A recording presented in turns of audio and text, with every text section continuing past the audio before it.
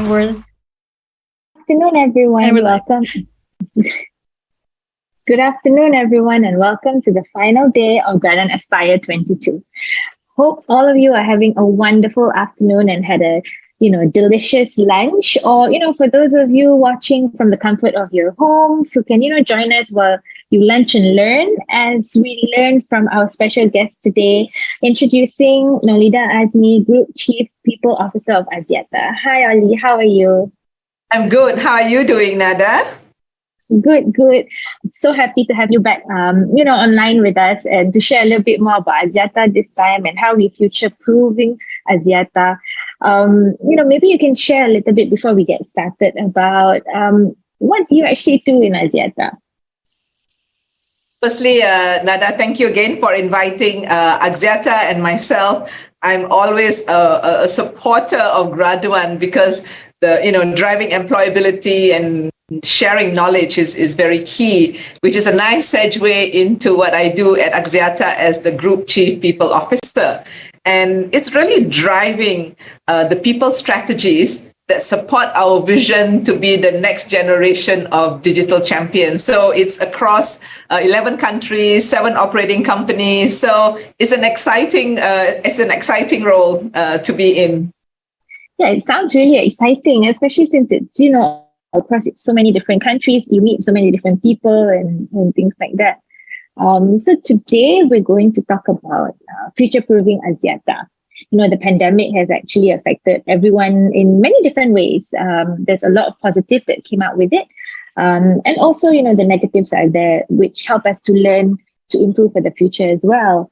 So as I get started, I'm going to dive in straight to, the big question of what has Axiata actually learned from the pandemic? It's such an interesting question because, continuous learning is supposed to be in the DNA of all Axiata and its group of companies. And I just have behind me some things about what have we learned, because I wanted to say that we learned so much in multiple things. And I want to answer this, Nada, if I may. First, looking at the internal ecosystem, our employees.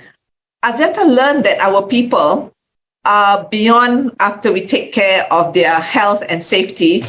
We learned that we are very agile and adaptable, And prior to this, we talk about, okay, we give agile training to our staff, but when you're really going at agile at scale, it's really phenomenal, because the productivity remains for the organization. But I think more important than that, what we learn is that health and well-being is very important. And I'm sure you hear about it, Nada, where these days, if any organization does not put the well-being of the people first, they're not going to be able to attract the talent. So it's really coming to our people first. So that's our internal. And when we look about how do we function in the ecosystem, what we have learned is that because we're able to pivot, and telecommunication, especially during the lockdown, was such a critical industry, So we found our people. How do we continue to service our customers, either in the delivery or in the products and services? It was such a phenomenal experience once we take care of their health. But the other equation I wanted to bring in, because we are in these various countries I mentioned to you, the other element of the external part is how do we relate to the communities around? It was so important that we continue to provide connectivity, to perhaps crowdsource some of the help that we can do in some of the, to make digital inclusion a reality. So we learned a lot how to be a very responsible corporate citizen, as well as being compassionate organization to our own people, Nada. So I think those are very key learnings for us. And why I've chosen this slide behind me is that we continue to focus on what we aspire to be. So life goes on whilst making the adjustments. That's true. And, like just now you mentioned 11 countries. You can't do the same strategy. It's not a one size fits all, for all. So you need to really relate to each individual country, find what works, what doesn't. That must have been challenging, but at the same time, really motivating as well, because you actually see your work translate into everyday people's lives. I think that's really amazing what you've been doing, you and the whole team at Axiata. Absolutely, Nada. I think that really where you put the money where your mouth is when you talk about being an inclusive organization, right? Yeah. How do we build hyper personalization to our various communities across the markets that we play in? Yeah, true. So, everyone's talking about how the pandemic has also changed the way we work. And Axiata has always been talking about being agile, like you said, even before this. But has the pandemic actually changed the way, the patterns of how Team Axiata works? Absolutely. And, whilst I share with you a slide that's perhaps, everybody talks about this hybrid working. I think that's a given. You cannot talk about pivoting without talking about hybrid working. But what's interesting is also Gartner did a research about the human-centric, value proposition for our employees, and they call for radical flexibility. And the three that we have here is only the beginning of it. The way that we work has been so different. We want to have flex time, flex space, and flex attire. In the sense that, if we talk about in Malaysia, you have 8 hours, you can come in anytime you want, you go back such that you don't get into the jam area so that you don't expose yourself still. I mean, in Asia, we're still very careful about mask and congestion, right? So I think we give that. And, I think we have to be cognizant, though, there are roles that you cannot work from home, right? My tower, people that are in the EDOTCO that does the infrastructure, they have to be on site. Yeah. So organizations have to find what other ways can we provide flexibility to these people? Is it compressed hours? So right now we have these three. But what's interesting, Nada, is once you have this flexibility, what's very interesting is therefore, how do we upskill our leaders to be able to drive performance and engagement whilst having this mixed on-site and off-site, right? How do you build organization culture, but also not just about the leaders, but your team members? How do you connect, what kind of space? So it does push for us to be much more digitally inclined, to think digital first, but not lose the human emotion. I mean, sometimes there's so much obsession about digital, right? So you need to balance it with what we call behavioral economics on why people do what they do, right? We're not always rational, right? Yeah. So that's how the pattern has changed. And each industry, whether it's telecommunication or our digital and analytics or our towers, will have different flex such that it suits for the business. That will make it much more pragmatic. I think that's very kind of Axiata because, some people just accept that, this is how my job role is. I have to be in office. But yet you're also finding ways for everyone to feel included, that, there is flexibility for everybody, just in different ways, but yet still achieving your targets and everything. Absolutely. Yeah. I wanted to ask, like you said, this whole digital thing has actually caused, has made leadership a bit more challenging. That's what I felt like. I think I personally have also grown throughout the 2 or 3 years managing a team remotely sometimes and, on and off, like you said. And how does Axiata now ensure that the business performance and productivity are not compromised while you implement, all of these different measures for different people, especially, Yeah. Nada, I think what's been very interesting is, and I keep saying Gartner because I think they have some progressive research. So they were saying that, how do we bring that DNA of that organization across this period, right? So it's like some of the people that you onboarded virtually during the lockdown never really had that water cooler conversations such that you can drive the culture because, you can say that there is a process to execute a goal, but it's sometimes the informal relationships that deliver that final stretch, right? That's true. So I think what we do is most have not really resorted to tracking your clock in and clock out unless you are physically there. So I think what we measure what we measure now is we're moving into the outcomes. Prior to the pandemic, there was a lot of debate and literature in HR that say, oh, you mustn't measure activity, you measure outcomes, right? So now we're really focused on the outcome and how do we do it more efficiently. And the other thing is also understanding that we're now working in a much more digital way. You can't assume everybody knows how to use the whiteboard on a digital platform. Because we are a multi-generational workforce, it doesn't mean that it's necessarily just as digital savvy. And the other one is access to a digital platform varies where our staff is, because during the lockdown, some people have moved from urban areas. I'm going to get peace of mind. I'm going to go to kampong and have that. But connectivity becomes a challenge, right?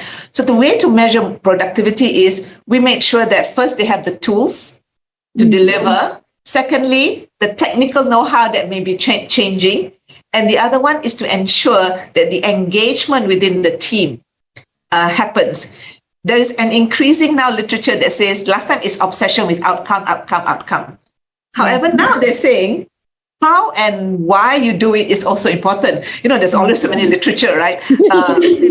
I think the people, professionals really need to balance what works for your organization, because you will attract a certain DNA. So the reason I shared this is because, throughout all this, we talk about the winning culture. We just don't want a culture, we want a winning culture. We have to be ambitious, get first place, right? But it's really going on our values of uncompromising integrity and exceptional performance.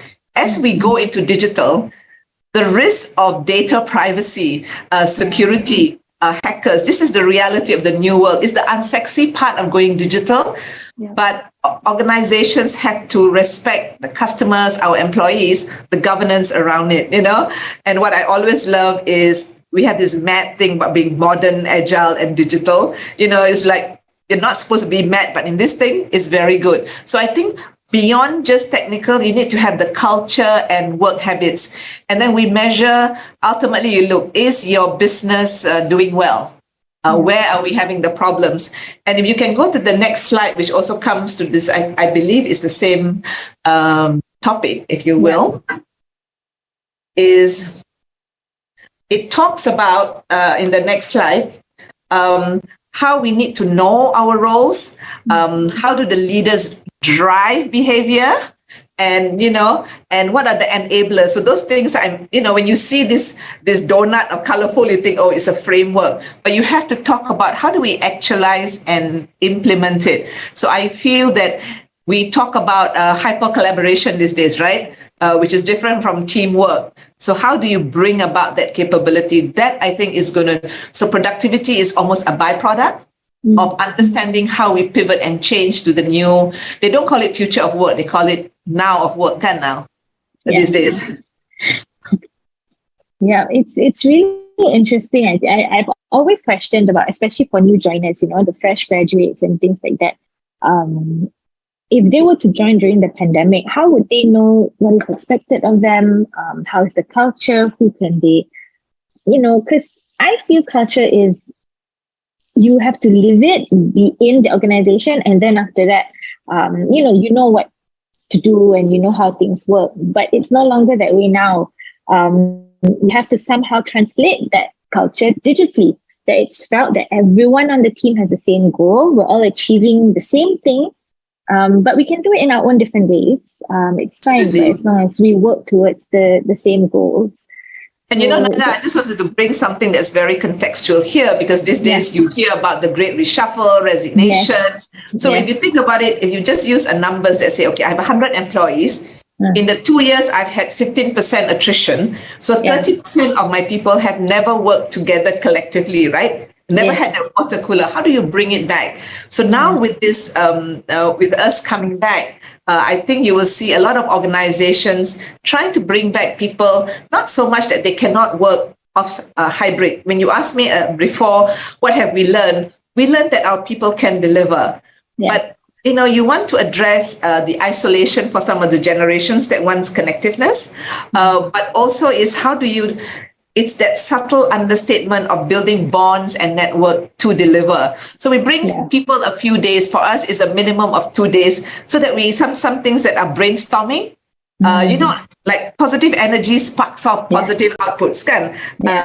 And you can be an introvert. It's also okay, but I do think that you can be an introvert in the public space as well, But I think nowadays they say it's not so much diversity, equity, and inclusion, is diversity, equity, and belonging. So all those are factors for us to consider in the new world, because I think once you have that identity, productivity and results is almost an outcome for it. It's true.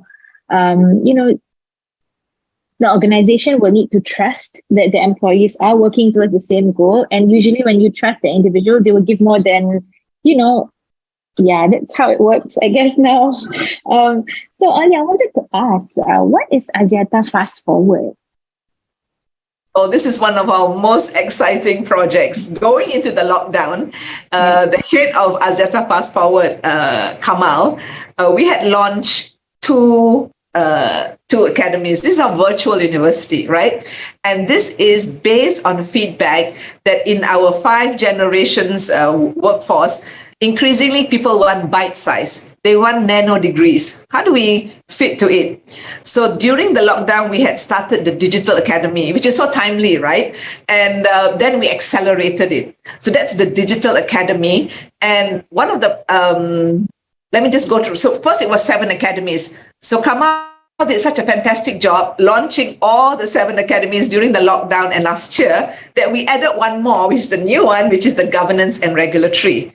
We are a digital company, but we're also technology. So we then launched our technology academy, and we don't do necessarily by roles. Roles addresses competencies that we want to develop, build capabilities. So for technology, we decided to do it using design thinking. Use the persona. How does because some of the techies don't really want to be a CEO. I want to be the greatest software engineer. So we're trying to go to that career management aspect, right? Finance and business will always remain very, very important. Sales and marketing covers our enterprise. Customers is paramount. One of the things that we take great pride is with our leadership and management, right? We always want to build the Axiata Talent Factory. So we've just launched it and doing a 360.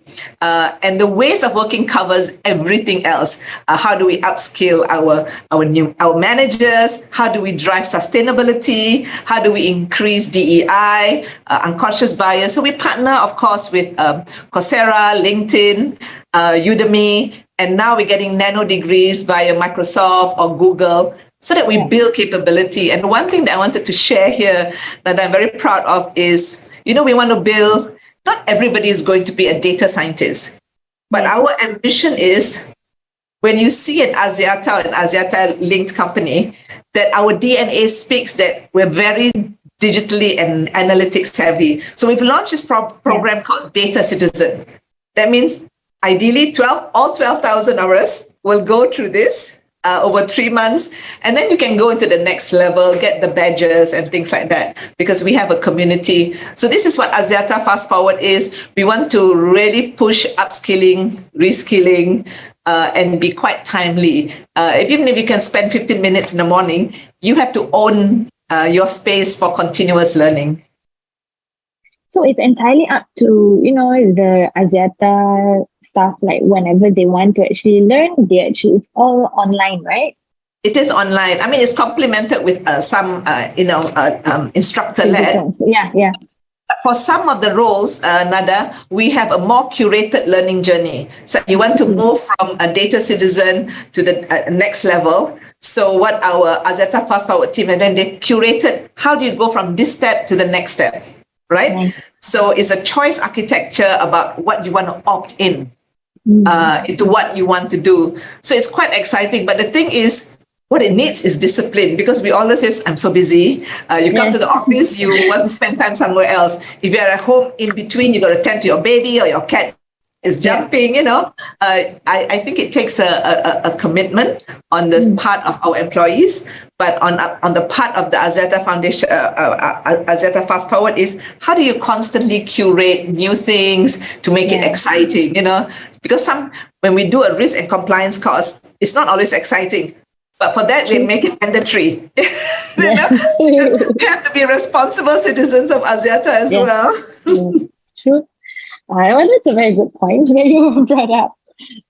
So, speaking of all of this upskilling and everything, what are some skills that Axiata places emphasis on as we embark into, the post-pandemic world, or basically the now, like what's important now?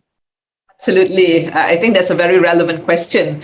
And in the slide that you see next year is how do we build the DNA and skill sets of what an Axiata person will be? I mean, for us, culture fit is very key. And this is a two-way attraction point, right? Some people will not want Axiata, and Axiata will say, perhaps you don't belong to us. So the skills that we look for, I mean, digital and analytics, if we talk about the skills, this is called the purpose is collective skills. So digital mindset and analytics I talked to you about. But we also have put in that you need to have business and market savviness. What is missing in this one, we've just added something called sustainability as a collective skill. So fundamentally, is you have to know something basic. Otherwise, how do you increase the awareness? So the new one that we've added under skills that's not here is sustainability. On the other side, it used to be leadership. But leadership sort of suggests that it's a hierarchical thing. It's not. We're talking about leading because we're talking about people who influence. So, when you talk about, this is when they call the power skills or the soft skills, that negotiation, creativity. And I think agile has always been very big for us because increasingly roles are being redefined. And some people don't want to work full time. Some people want to work from another country. So these are being reconfigured. So I think that agility needs to be, and I think at the end of it, when we talk about strategic accountability, because there's so many changes in the world, you cannot just do strategy like that. You have to be have some accountability to the actualization of the strategy. So those are the key things that we look about: creativity, innovation, driving and agile thinking. That's very key for that's almost and the coalition is really driving that hyper collaboration that we look for. So when we do an assessment of our talents or recruitment of some of our young people, this is the framework that we look, that you show the disposition and the potential to excel in this. And then the job specific is if you're coming as an accountant, perhaps having a certification will work, an engineer, of course, so those are more job specific. But the top place of leading and collective skills remains very important. But I also wanted to say something here, Nada, is amplifiers. Your own motivation must be there. It's a two-way relationship. So we call it the AMP, aspiration, motivation, and perseverance. Great,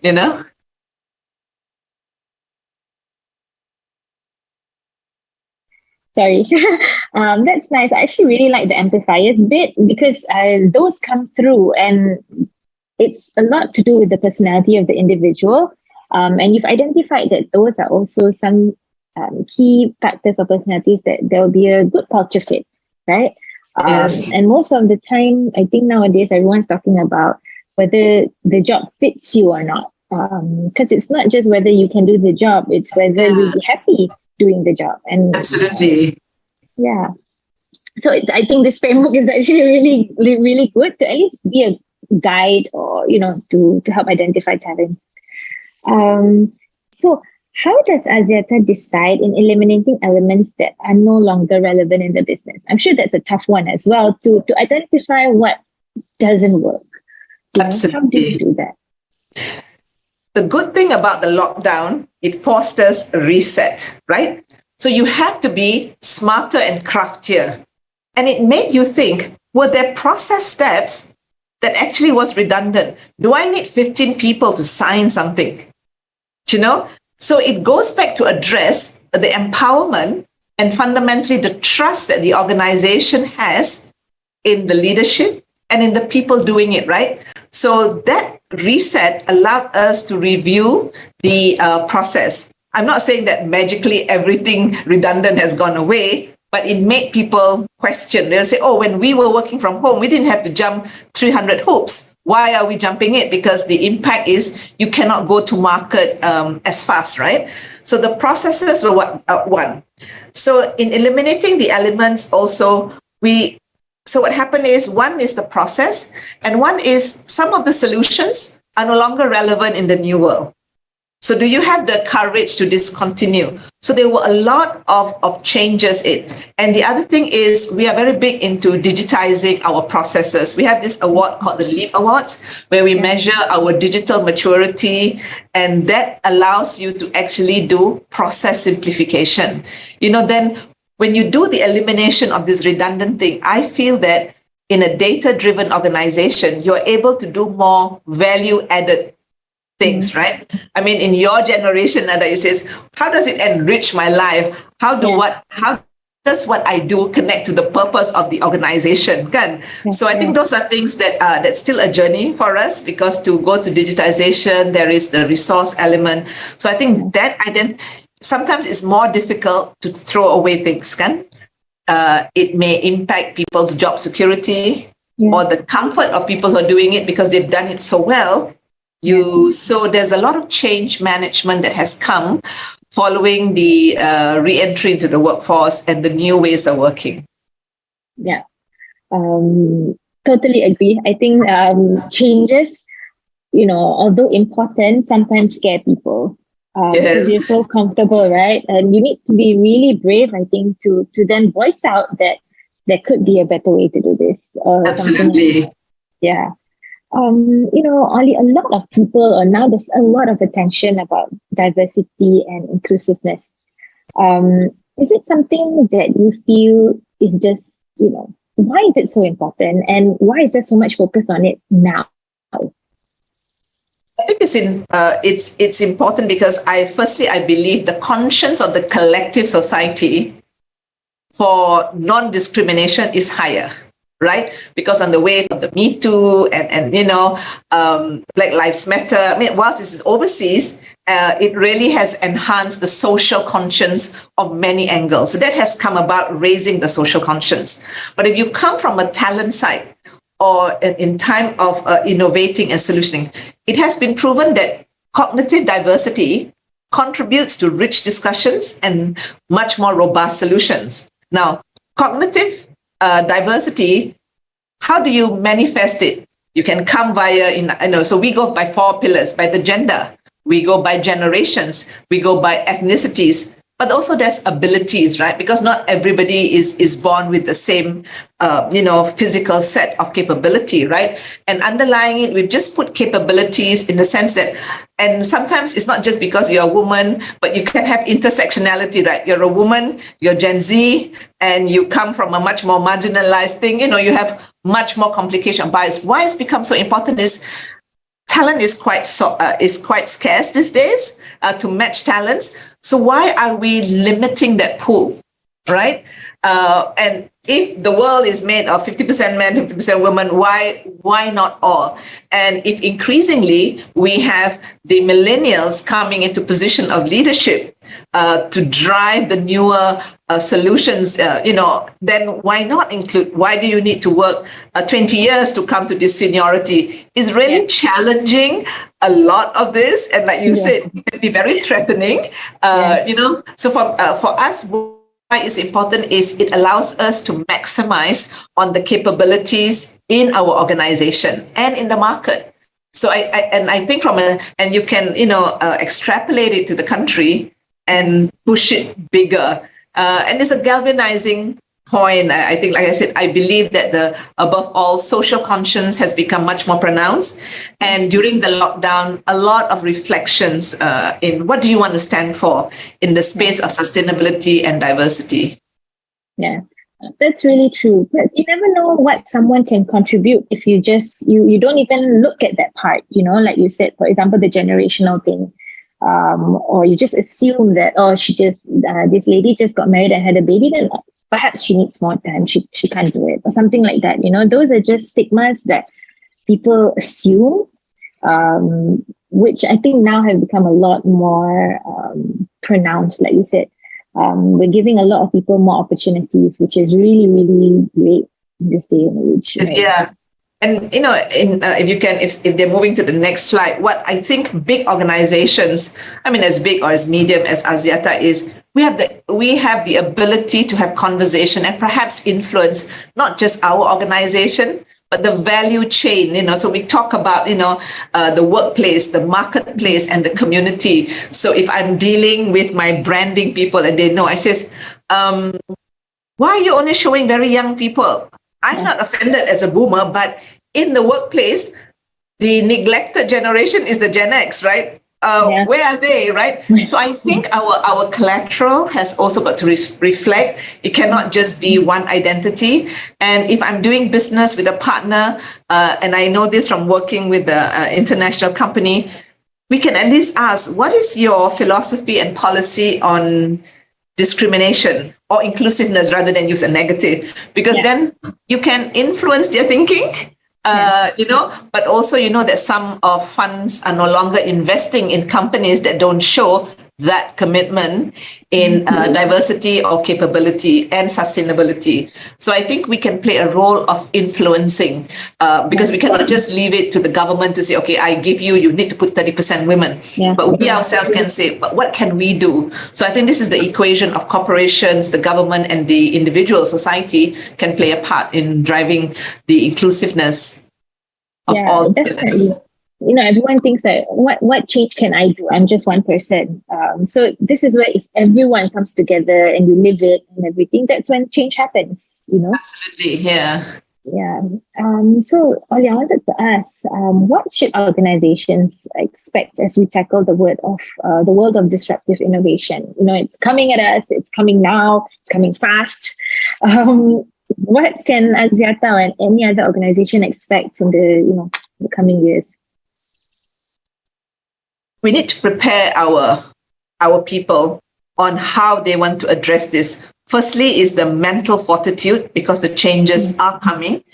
And I believe that the disruption is being exacerbated also by some of the headwinds we're facing. I'm sure if you read the newspaper and listen to the news, rising interest rates, inflation, food shortage, logistic disruption, but yet we're supposed to be innovative, drive the agenda forward. And there are people who are concerned about their livelihood, right? Yeah. What puts food on their table for them and their family. So I think it begins first with understanding that we're becoming, there's a lot of headwinds, but in terms of driving innovation, because we are anticipating it, we really need to think, how can we best deliver this in anticipation? It's almost like scenario planning in anticipation. And I hear a lot of organization going through what's happening, what could happen in the future. And there's a rapid upskilling and reskilling, because they say, oh, this kind of jobs, 50%, 65% of the jobs will go away in 5 years. So, but yet when you see, it takes 8 hours to upskill yourself in one of the data analytics. So are organizations willing to invest in their people? That's key. You can say it's up to you, but why don't we provide it? So I think really for this disruptive innovation is to firstly upskill them, and secondly, expose them to other organizations that are already doing it today. There's nothing like seeing what organizations are doing. Recently, Nada, we launched a program with IMD. So apart from all mindset, we're also going to have a virtual visit to one of these organizations that's already doing it. Because then you learn, you do the lessons learned. It's not just framework and theory. So I think that anticipation, but I do believe that huge disruptions are coming our way, apart from the macroeconomic that's going to exacerbate the situation. Yeah, definitely. And also, like you said, encouraging candidates to actually upskill themselves or go through all of these things, and also supporting them to know that as they do this, like, some of them are worried to take time away from work, or they have too much on their plate. I think as leaders, if you actually encourage and also pave the way for them, it's definitely really, really good. Absolutely. And I think apart from learning journeys, there's that career journey, right? They say that people leave jobs now because they don't see the upside of it. So if there's going to be a disruption, in the industry, how do you prepare them? Not just for your organization, there's almost a little bit of the CR work that you're doing for the nation, If you know people are going to resign, it's okay. At least they're trained to contribute to our country. I know my boss may not like it. I'm not saying people should leave, but you should certainly make that investment. The people managers play a big role. Our colleagues play a big role now, increasingly, because people are less hierarchical in some of the other organizations. I know we have high power distance, but I feel that increasingly your colleagues play a part in uplifting you. And when I was doing a talk recently, they talk about the people cloud rather than cloud that has technology, the people cloud where people are learning from each other, And it was such a cool concept, to really say that how I create this people cloud to learn about certain things in the organization, because we have subject matter experts dispersed within the organization all over the country. So the virtual connectivity is allowing you to upskill without having to travel. I mean, I want to travel, but that's for holiday. So I think that's the thing that we should leverage on to make sure that our people are future-proof, and we are in an environment where the leaders are empathetic and see the signs, because not everybody feels comfortable to speak up, Nada, right? So how do we also create that safe psychological space that somebody either can talk to the boss or a colleague, and along the way channel them to help people in burnout, fatigue, or just career enhancement? Yeah, true. Because sometimes those things you can't even identify. You can't see it until it just, snaps one day, right? Absolutely, So the big question, what are Axiata's plans and goals for the future? Yeah, this is like, our big question. We had our Axiata senior leaders session, calling all our CEOs and our leaders. And what it reaffirmed is we continue to be focused in what we want to build as the next generation digital champion, right? What has happened is that we are now more pronounced in, this is our telecommunication company. We want to grow and be number one, number two. We want to go into building digital and analytics by ADA and by Boost. And we have our digital bank within Boost. So, that is really moving with the consumer market, right? So sometimes people say, what's the difference between a bank that has digitized and digital bank? So, the best way is to talk to a millennial. Because it says, Mom, if I'm on a Grab page or any other page and everything is given in the page, why on earth do I want to go to the bank, right? So, and your generation goes by reviews, great experience, bad experience, right? So I think that ecosystem is key. And of course, the other one is our tower company, where we go. So I think we remain committed. And we remain committed to be in the markets that we are. Somebody will say, do I want to grow in South Africa? I think what we want to do is to entrench our position. And with it is, and that's on the business side. And what we really need to do is actually ensure that our people and our talents are upskill, reskill. And also we continue to attract the young talents who will bring new perspectives into the organizations, either via programs, via what my AYTP programs bring, our young graduates and our mid-career hires, is really keeping a churn, adrenaline running to go to our goals. We remain very focused as a public listed company. What is the expectations from our shareholders? But, if anything that we have learned from the pandemic and we take forward is that the well-being of our employee is not an afterthought. That is a consistent during and after. I think that is one of the biggest lessons. Like they say, it's no longer a benefit. It is part of our business strategy. And I think that's where we have really pivoted to that. That's the holistic perspective from Axiata. Yeah, I think that's really amazing because you want everyone to feel comfortable, drive towards the same goal and everything. And it sounds like you have it all figured out. Axiata has got this amazing framework. But I know, like you said, it's a learning journey. Yes. And along the ways, and it's not a short one. It's going to be a long one where disruptions are going to continuously come our way. But as long as the organization is willing to also pivot, you're always asking or telling everyone, the graduates these days, to be agile and everything. But to know that as an organization that Axiata is also adapting those cultures, and to adapt and pivot and be agile is also really amazing. Basically, you walk the talk. You know what I mean? You set the example for everyone as well, which is, I think, really, really good. I think that's really key, Nada, as a corporate. One of the things that I hate to do is do any whitewashing or greenwashing, right? So, it's one thing to say that I want to support DEI, but what am I doing in my policies? Do I write out such that it is non-discriminatory? What am I doing in my policies? You have to live it, and not just say International Women's Day, I'm going to just give a talk and that's my inclusiveness. I don't think that's enough. It has to be seen in what we do. I think that's very key in Axiata. So I think one of the things that we did when when Axiata Foundation went into education, community investments and environment, that conscience of abiding by ESG is not just a tick in the box, I mean, otherwise my sustainability board committee will kill us, it's really measured. And I think that's really key for organizations. When you say that, you want to walk the talk and be role models, then you have to put your hand on the heart, says, I'm good in these things, I can be better in other things. And I think that's the responsibility of corporates.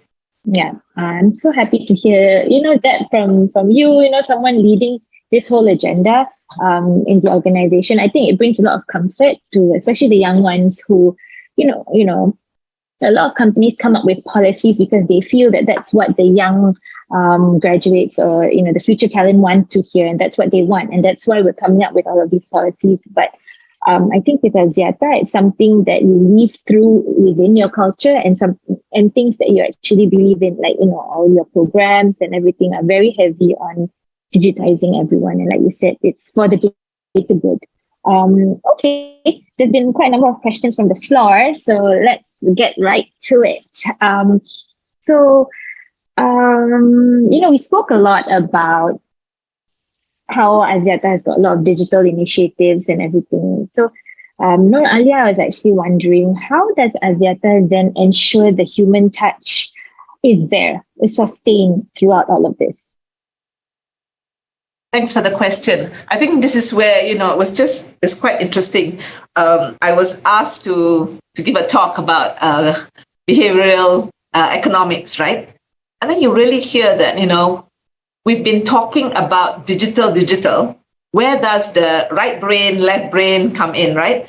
So I think what we're doing is when we are pivoting our employer value proposition, that there is always that human element that, you cannot say that I'm just going to be digitizing. So when I say that, our EVP has changed, just now I shared with you the flex at Axiata. So actually that comes from a revisited EVP where we have what we call 6 petals. One is the normal well-being, physical, nutritional, diet. Another one is safety. Then we have flex. Then we have our sustainability. Then we have our DEI and building capability. So I think when you want to be to ensure that there's a heart, because that's the center of it is all our people. And that's why I said most of the programs is very human centered. I always like to draw the eyes, look it from the lens of our people, of our employee. Simple thing like policy. I says, is this written for the lawyer or is this written for my people? Because sometimes the word, so I think those are the things that you want to make that you are accessible. And it's not just like, for me, not just the HR people. I constantly talk to my leaders and says, you manage them daily. You see them every day. You are what brings the heart to what Axiata represents, So I think whatever we do, we always weigh it with the impact of the human element. And that's why I always whenever people ask my advice is make sure that your change management is not a byproduct. You must have clear communication. You must ensure that the feedback loop is there. They give you, if you dare to ask feedback, make sure you do something. Otherwise, don't bother. You will lose integrity, right? Yes, definitely. Because why should I then, reply? Nothing's going to change, I have a question from Joshua, because, we were talking a bit about agility and actualization of, the strategy and the big plans that you have. But, with everyone working remotely and now, like you said, 2 days a week only in the office, has communicating that been a challenge or, what are your thoughts on that? Communication is a challenge because you're so used to working from home, right? And you're trying to bring people back to bring the culture and the engagement. It's not easy. On May, we were one of the later ones to bring back people to the workplace. We wanted to do, and we started on May 9th. So the first week I had free coffee. Oh my God, I couldn't find a sitting space because working from home. The other implication is, do you need that full real estate, right? So we said, even though our workforce has expanded, you don't need that real estate. So communication is a challenge, but what you need to do is make sure that it's consistent. Make sure that you provide opportunities to bring people, and then show, like, when we talk about the actualization of agile or digitization, give the success stories so that people say, oh, it actually can happen. But also don't be afraid to share the bloopers, right? Yeah. Because there were many bloopers that happened, I think people are more forgiving these days. The people say about fail fast, learn fast. I think for the longest of time, it is an honor never to fail, right? But having said that, I think this is when organizations don't take that, are not able to take a quantum leap because you're so afraid of your shadow, right? So I think that agility must be coupled with an ability to trust your people and then say, okay, what shall we do new? I mean, there's several new things that we tried to do, Nada, that ended up in the bloopers bucket. So we say, what are our learnings there? But we also showcase other things that we are successful with. And Nada, this is where I would say it's important that whilst everybody says, look at the outcomes, there are some CEOs that says, look at the other process and activities that's happening, right? Because if you look for outcome, if you fail, what happened? You're going to penalize the person that has tried to innovate, So that's key, I think. Yeah, definitely. Because, you always hear this when people talk, oh, that's how the corporate world is. Nobody dares to speak up. They're just taking care of their own seat or something like that. But to know that Axiata welcomes it and also takes it constructively, you know what I mean? And then we can learn. And then that's how you innovate. You constantly innovate. Yes. We try because human personality is always, that's the other element, right? It's a change management on both sides.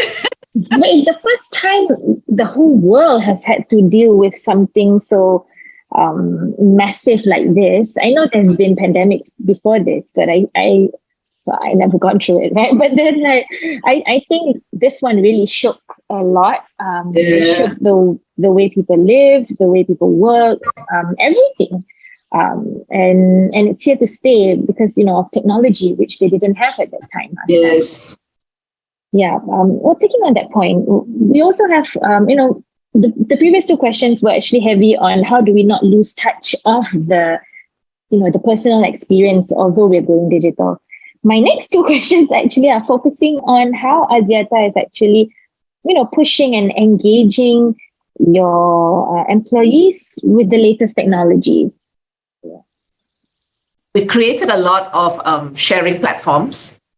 We have this thing called Axiata Certified Experts. This is a community of data analysts so that they can see what are the new use cases, right? So they can get, because what is analytics? You have to see use cases to really experience the value. You hear this thing called data-driven decisions. What does it mean, right? So you have to see the use cases. Another one is what we have, collective brain, right? So we have our chief technologies and their people sharing the new concepts. So we're always exposing people to other things. The danger is they say, oh dear, we don't have it in Axiata. I want to go and there where there's a new technology. You will always have that risk. But I think you must have the courage to expose your people onto new technologies, into new platforms. Even I would say that in HR, right? I'm like saying, what are the new things that we want to do, right? And we talk about talent management, we're going to now skills-based talent management.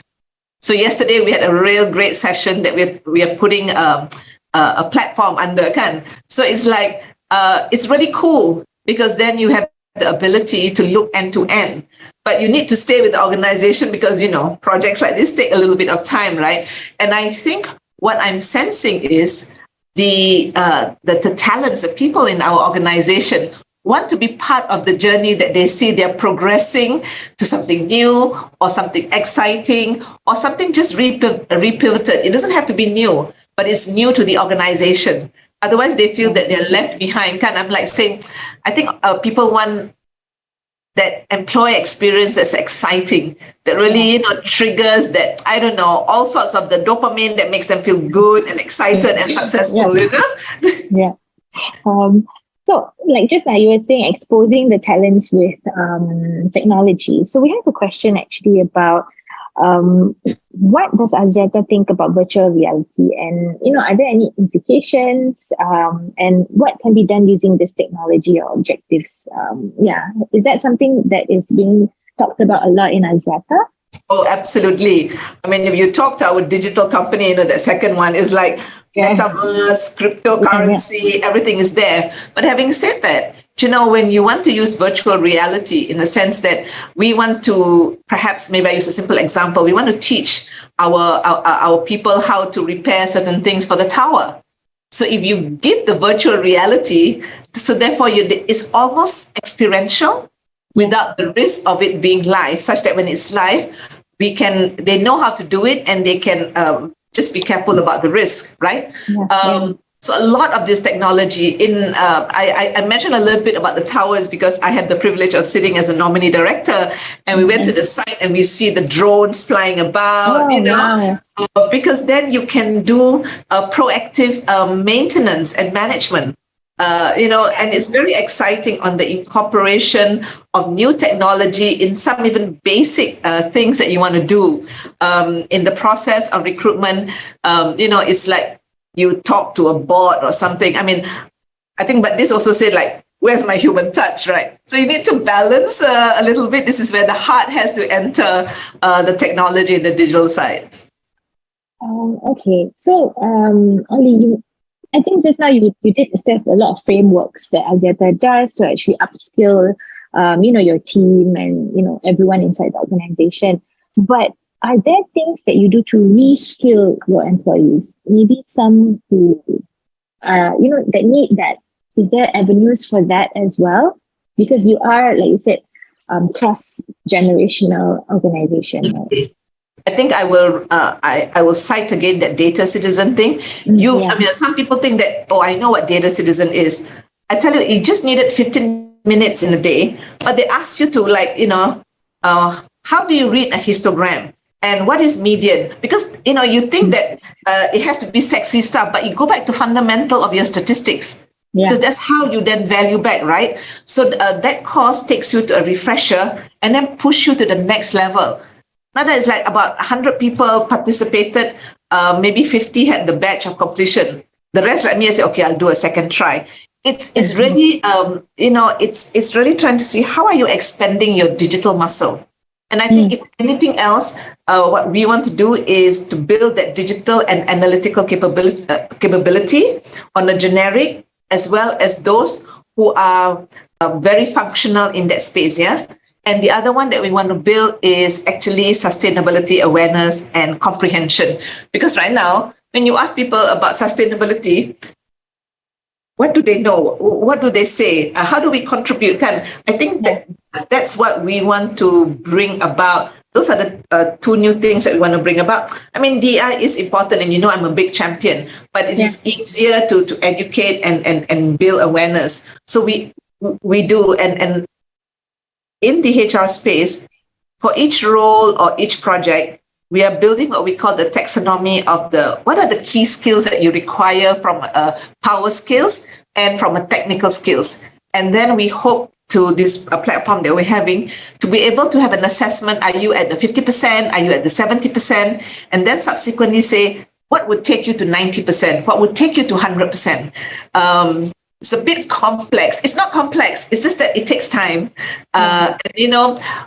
People also have to have the courage to say that I'm only at 50%. It doesn't mean I'm stupid. It's just that things have changed. And I hope they will say that I'm fortunate to be in Axiata, who is willing to invest in me to take me to the next level. I think that has to come from an organization responsibility and the maturity of our people to accept it. So clearly we are very committed to upskilling and reskilling. Oh, that's really good. Okay, we have one final question here, which I will also couple with, my own before we end off. So there's someone who's asking, what are some traits that, people should have these days to actually grow successfully throughout their journey? A lot of the viewers are actually just starting out, and it is a long journey, we can't deny it. So what traits are those that will, keep you growing consistently? And also, if you can share any experience that you've had to give some advice to our graduates out there. For those starting out young, particularly, having that, to me, demonstrating that adaptability, because you're coming into quite a challenging job market. It's funny, they say that unemployment, there's a lot of people there's a lot of vacancies, but yet there's the unemployment, right? So I think sometimes you need to have some adaptability. And I think interviewers will be able to see. I think adaptability is key. Another one, I do believe, strong communication skills. And you don't have to have Harvard level Oxford English. That's not it. I don't look to hear the best English accent. Yeah. I look to see that people who can connect the dots. So I think that's key. That adaptability, the strong communication skills, and also these days is that also you are aware of what's happening outside, right? It cannot be just, this is what you are. So that's why people always ask, what do you do? Because we are looking for skills of creativity. And above all, increasingly, we're definitely looking for people with high collaboration skills. And once you have this, a byproduct of this, I feel, is when you meet, not interviewers, but just when you meet your boss, anybody else, you exude a sense of confidence. And when you're confident, you interact more, and it's okay. You don't have to be the most extrovert person. You find spaces and networks that you are comfortable, that constantly pushes you to reach higher, and I think that's when you have to have that sort of commitment to yourself. Own your space, speak with confidence, and be very agile and adaptable, and just be aware what's happening in the world, in our country, in our region. And if you are interested in a certain area that you want to grow in, read more. Read more digitally, because this generation don't open books or newspaper, right? But just be aware, listen to podcasts and everything else. And podcasts give you knowledge and a sense of communication, right? Yeah, it's true. Yeah. That's my advice, and along the way to just truly live life and have fun. Yeah, sometimes people forget that. Even I forget that. So thank you so much for that reminder, because you're so focused, I need to achieve this, or I need to do this and that. You forget that you're supposed to have fun while you are doing all of those things. If not, why are we even doing it, right? You need to take charge of your own life and find joy in what you do, I think. Well, it's been a pleasure actually chatting with you this afternoon, Ollie. I always enjoy these conversations that we have, and I hope we can catch up more now that, the pandemic is slowly going away. Thank you, Nada and Graduan, for having Axiata and me. It's been our honor and pleasure. All the best to all of you listening out there. Thank you, everyone. Please do vote for Axiata at the Graduan Brand Awards, and stay tuned for the next session. Take care, Ali. Take care, everyone. Bye.